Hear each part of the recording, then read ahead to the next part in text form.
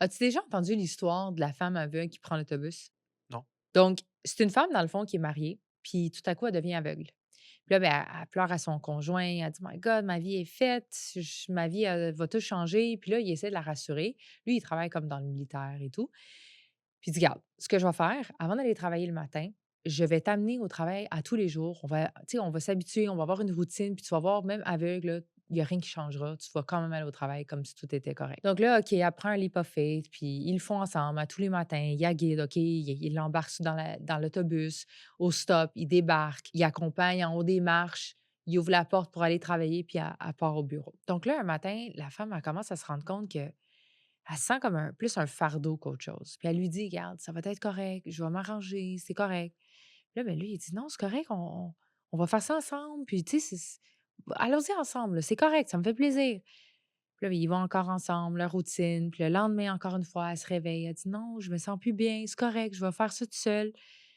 Puis là, ben, il comprend pas, tu sais, il veut être là pour elle, mais en même temps, il veut respecter ce qu'elle dit. Donc là, finalement, il a dit: «OK, c'est correct, je respecte ta décision.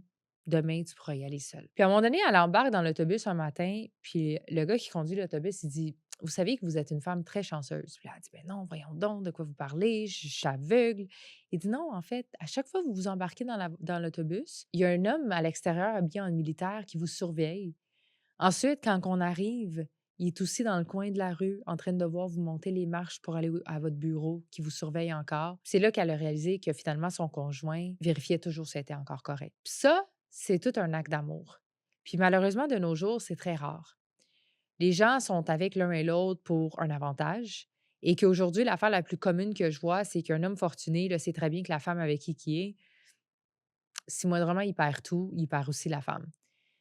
C'est dommage parce que oui, tu peux être dans un high, tu vis ta belle vie et tout ça, mais tu sais jamais qu'est-ce qui peut t'arriver. Puis de savoir que les gens avec qui tu t'entoures seront toujours là no matter what, c'est quand même une valeur ça. Puis ça, c'est un acte d'amour que je trouve vraiment remarquable. Puis malheureusement, c'est de plus en plus rare de nos jours.